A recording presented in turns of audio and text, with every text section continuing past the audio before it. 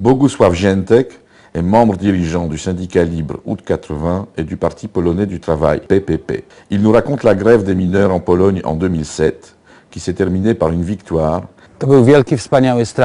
C'était une grève immense, magnifique, et qui s'est terminée par un succès. Une grève avec de nombreux moments dramatiques et des retournements de situation. À un moment donné, le directeur de la mine est descendu sous terre voir les grévistes. Il faisait grève à 1000 mètres de profondeur et il y a été retenu, séquestré. Il était descendu dans la mine avec le procureur pour faire peur aux grévistes. Le procureur s'est enfui et les grévistes ont arrêté le directeur. Ce n'est qu'après avoir signé un accord avec eux qu'il a été libéré, mais dès qu'il s'est retrouvé en surface, il a annulé l'accord.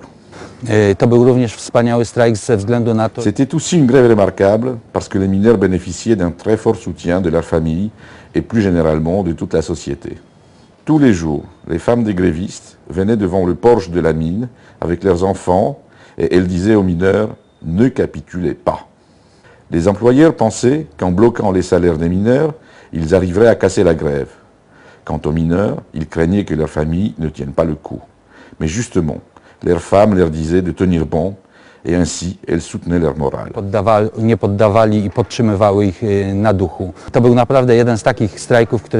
Cette grève a eu un grand impact sur toute la société polonaise et tout de suite après, tous ceux qui commençaient une grève disaient « nous allons faire la grève comme à Budryk ».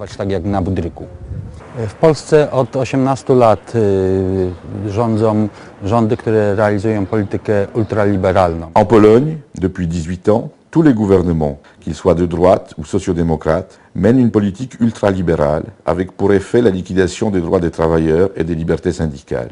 La grève qui a eu lieu à Budryk, c'était une grève contre cette politique ultralibérale. Les mineurs de Budryk luttaient pour des salaires plus élevés, tels que le Code du travail le garantit. Cette grève s'est terminée par un grand succès. Les mineurs ont obtenu ce qu'ils revendiquaient, et notamment grâce à un important soutien international. Związkowcy z naszego związku zdecydowali o budowaniu własnej partii politycznej, która będzie reprezentowała ich interesy. Les syndicalistes d'Août 80, notre syndicat, ont décidé de construire leur propre parti politique pour les représenter et avoir un outil de lutte pour défendre leurs droits et leurs intérêts. En Pologne, les ouvriers, les salariés, ont vite compris ce que c'est le capitalisme. 13% de la population, soit un Polonais sur 8, vit en dessous du minimum vital, c'est-à-dire avec moins de 100 € par mois. 60% de Polonais vivent en dessous du minimum social. Dans 6 départements du pays, 30% des enfants sont affamés. Dans 2 départements, il s'agit de 40% des enfants. Ce sont les effets de la restauration du capitalisme en Pologne. Suite à ça, de plus en plus souvent, et de manière de plus en plus forte, un nombre croissant de Polonais déclarent qu'il faut lutter contre le capitalisme. Trzeba walczyć z kapitalizmem. Władza, która przejęła rządy po 1989 roku w Polsce, napisała historię od nowa. Ceux qui ont pris le pouvoir en 1989 en Pologne ont réécrit l'histoire.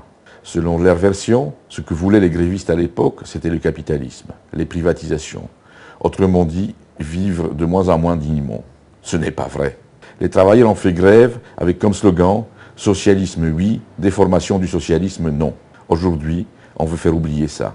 Bien sûr, il y a eu une période où les gens étaient attirés, fascinés par le marché.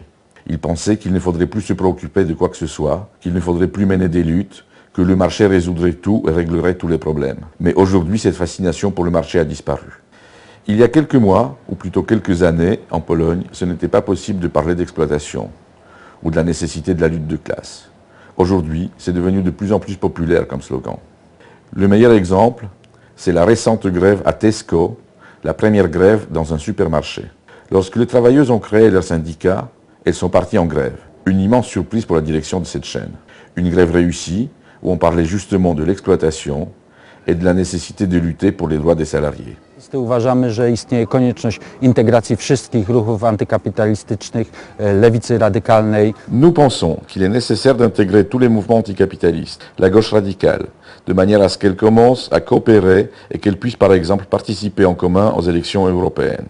Il n'y a là aucune différence entre l'activité politique, la participation à des campagnes électorales, comme la campagne pour le Parlement européen, et l'organisation de la résistance des travailleurs, l'organisation des manifestations anti-guerre, des luttes ouvrières.